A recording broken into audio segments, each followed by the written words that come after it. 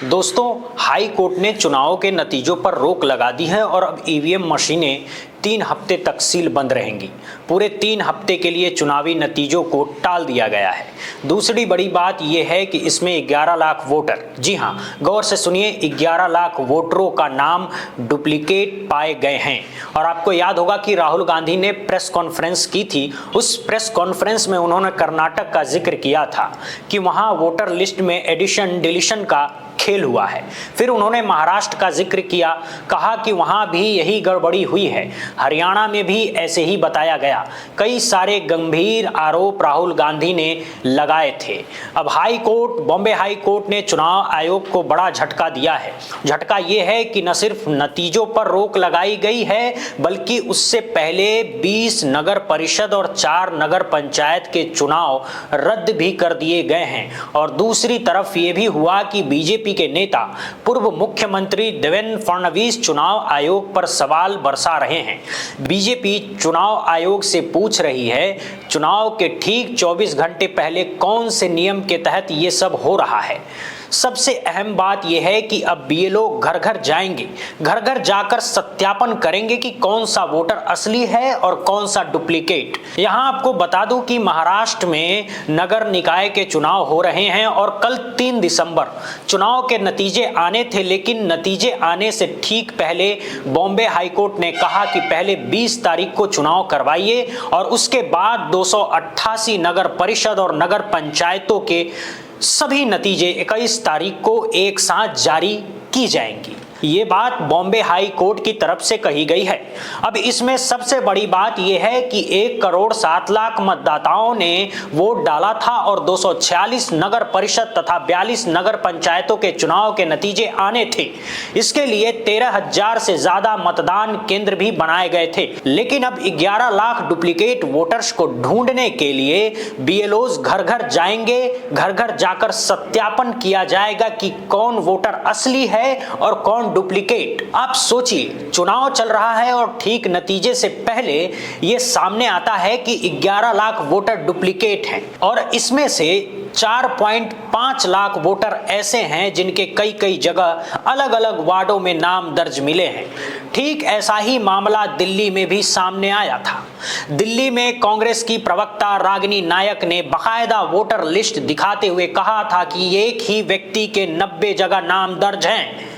आज दिल्ली के भी नतीजे आ रहे हैं, लेकिन यहां बड़ा सवाल यह है कि अब तक जो सिर्फ कांग्रेस और दूसरे दल चुनाव आयोग पर आरोप लगा रहे थे, लेकिन अब जब डुप्लीकेट वोटर्स का मुद्दा सामने आया और नतीजे रोक दिए गए, तो बीजेपी ही चुनाव आयोग से सवाल पूछ रही है कि चुनाव आयोग आखिर क्यों चुनाव स्थगित कर रहा है। 24 घंटे पहले कौन सा नियम लागू हो गया। बॉम्बे हाई कोर्ट ने साफ कहा है कि ऐसा नहीं हो सकता कि 288 में से 24 को बाद में किया जाएगा और बाकी 264 के नतीजे आज ही जारी कर दिए जाएं। कोर्ट का कहना है कि 264 के साथ साथ 24 सीटों पर 20 तारीख को होने वाले चुनाव, इन सभी 288 के नतीजे 21 दिसंबर को एक साथ घोषित की जाए।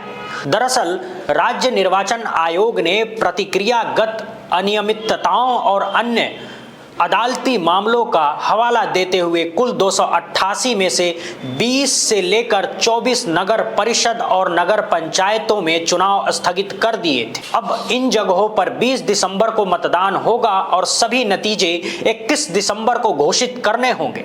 हालांकि राज्य निर्वाचन आयोग ने हाई कोर्ट के इस फैसले पर अब तक कोई आधिकारिक टिप्पणी नहीं की है, यानी चुनाव आयोग इस फैसले पर जवाब देने की स्थिति में नहीं दिखाई दे रहा है। और जरा सोचिए, किसी राज्य में इस तरह चुनाव टल जाए, ये अपने आप में कितना बड़ा मामला है। उस राज्य के अंदर नगर परिषद और नगर पंचायत के चुनाव के नतीजे के ऊपर हाई कोर्ट रोक लगा दे रही है और मीडिया में उस खबर पर चर्चा तक नहीं हो रही है। अब मीडिया में अगर चर्चा हो तो किसको विलेन बनाएंगे आप? चुनाव आयोग को विलेन बनाएंगे या बीजेपी सरकार को विलेन बनाएंगे? कौन है जो डुप्लीकेट वोटर्स जोड़ रहा है? बताइए, आप किसके रहते हुए डुप्लीकेट वोटर्स जुड़ रहे हैं?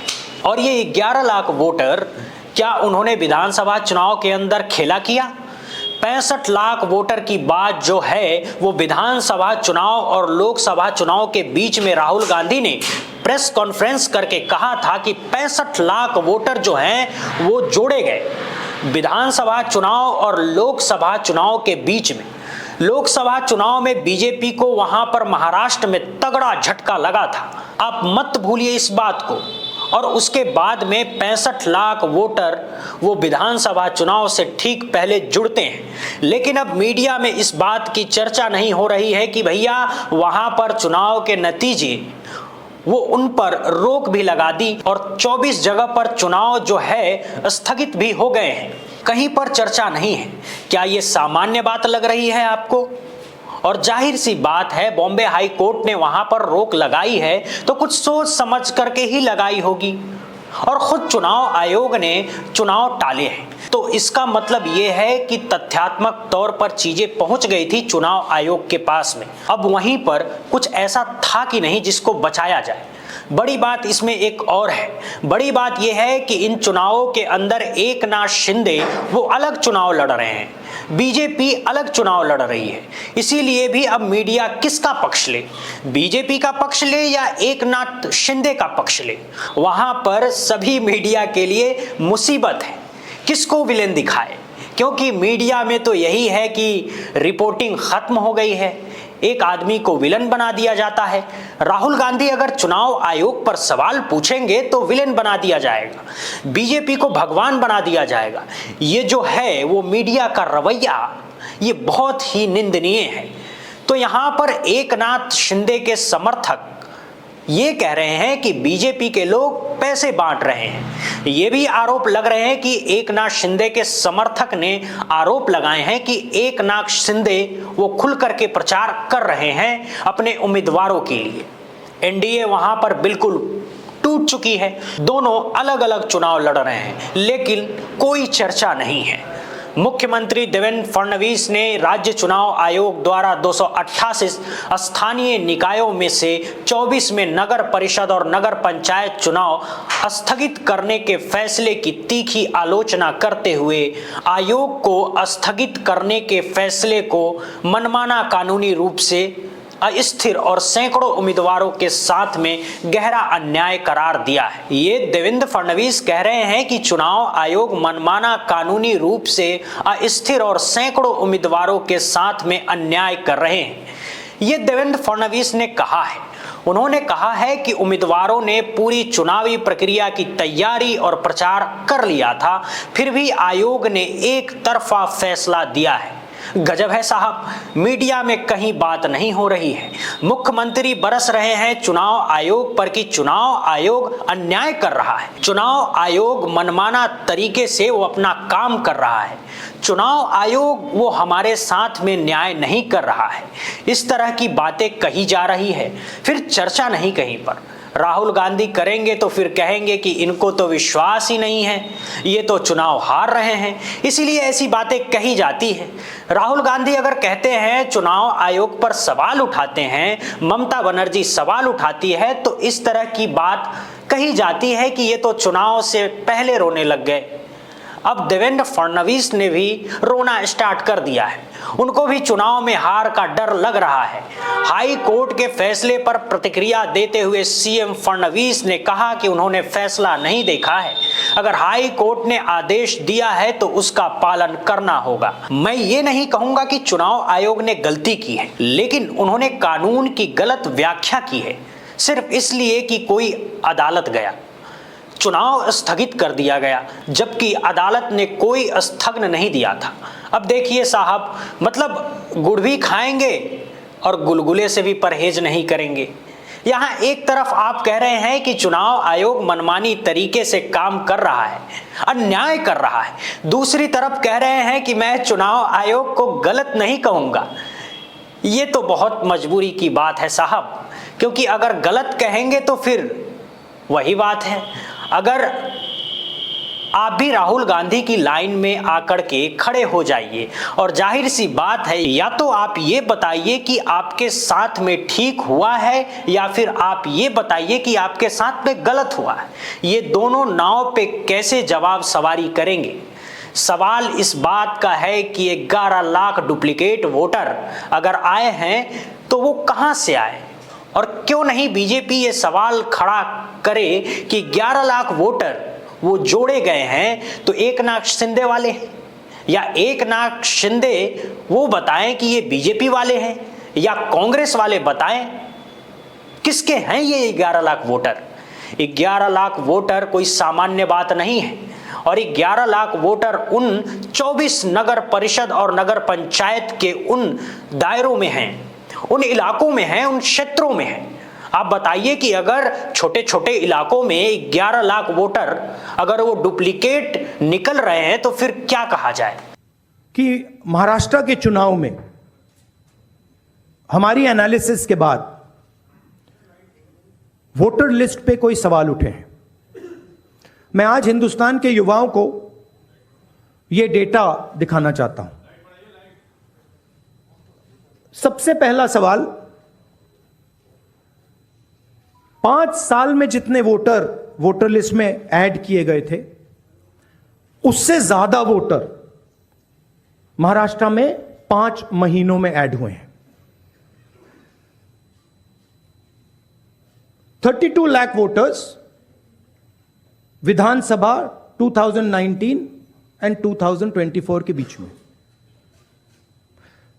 39 लाख वोटर्स मतलब हिमाचल का जो पॉपुलेशन है वो ऐड कर दिया लोकसभा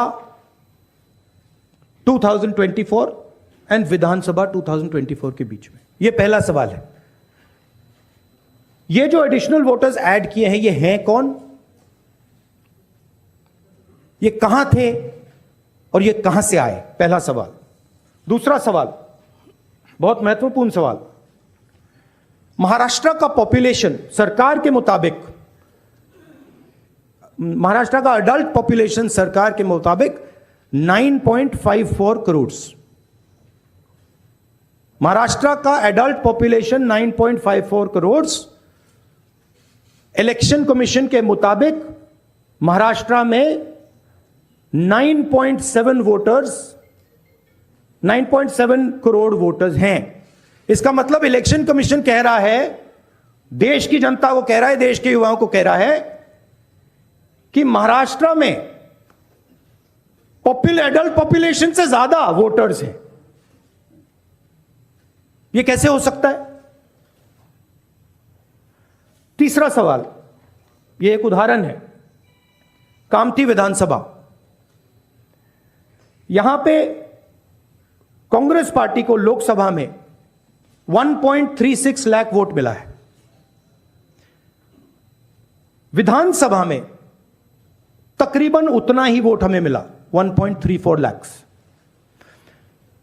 यह चुनाव हम जीते, लोकसभा वाला। लोकसभा के चुनाव में बीजेपी को 1.19 लाख वोट मिलता है। इस कंस्टिट्यूएंसी में 35,000 नए वोटर्स ऐड होते हैं, और वो 35,000 के 35,000 वोटर सीधे बीजेपी के खाते में जाते हैं और बीजेपी चुनाव जीतती है। यह एक उदाहरण है, ऐसे महाराष्ट्र में अनेक उदाहरण हैं।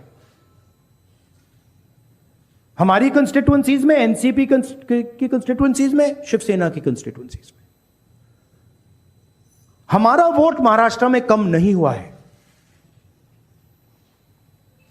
बीजेपी का वोट ज्यादा हुआ है।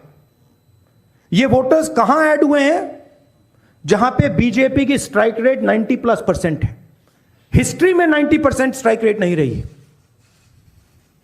तो यह मैं देश की जनता को कहना चाहता था। अब हमने इलेक्शन कमीशन को एक बार नहीं, 2 बार नहीं, 3, 4, 5 बार बोला है कि देखिए हम आरोप नहीं लगा रहे हैं, लगाना चाहिए मगर हम लगा नहीं रहे। हम आपसे सिर्फ महाराष्ट्र की वोटर लिस्ट मांग रहे हैं। लोकसभा की final voter list, name, address, photograph. Vidhan Sabha की final voter list, name, address, photograph. आप ये लिस्ट हमें नहीं दे रहे हो। ट्रांसपेरेंसी लाना आपका काम है। तीनों राजनीतिक पार्टियां, विपक्ष की पार्टियां महाराष्ट्र की, पब्लिकली आपसे सवाल पूछ रही हैं। मैंने पार्लियामेंट में बोला, हमारे सब नेताओं ने बोला है, इलेक्शन कमीशन हमें लिस्ट नहीं दे रही। उनकी जिम्मेदारी बनती है कि जल्दी से जल्दी लोकसभा विधानसभा महाराष्ट्र की लिस्ट वो NCP, Shiv Sena and Congress party को पकड़ा दें, क्योंकि हम इस मामले को आगे ले जाना चाहते हैं। हम इस इन्वेस्टिगेशन को एंड तक ले जाना चाहते हैं। देखिए, सबसे बड़ी बात यह है कि कहीं पर कुछ गलत हो रहा है, आपको लग रहा है कि कहीं कुछ गलत हो रहा है, तो खुलकर आपको सामने आना चाहिए। देवेंद्र फडणवीस यहां पर अब क्या कह रहे हैं? वो कह रहे हैं कि हमारे साथ अन्याय हो रहा है, हम जो हैं वो चुनाव आयोग मनमानी तरीका अपना रहा है, और फिर कह रहे हैं कि नहीं, मैं चुनाव आयोग को गलत नहीं कहूंगा। तो भैया, एक ही आदमी को आप दो रंग कैसे दिखा दे रहे हैं? या तो एक आदमी सही है या एक आदमी गलत। और दूसरी बात यह है कि ये जो प्रक्रिया है, इस प्रक्रिया को लेकर के तो पहले भी सवाल उठते रहे हैं।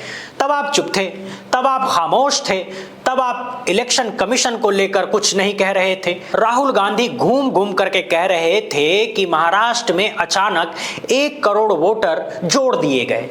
तो क्या ये 1 करोड़ वोटर वही हैं जो इन 24 नगर परिषद और नगर पंचायत में 11 लाख हैं? समझिए जरा इन बातों को।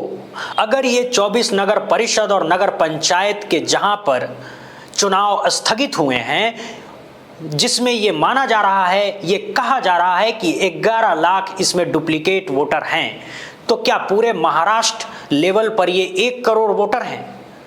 कि लोकसभा चुनाव के बाद इलेक्शन कमीशन ने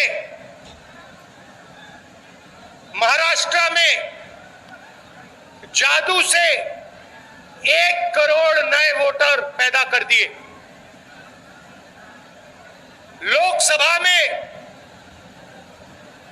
और विधानसभा में 1 करोड़ वोटरों का फर्क था।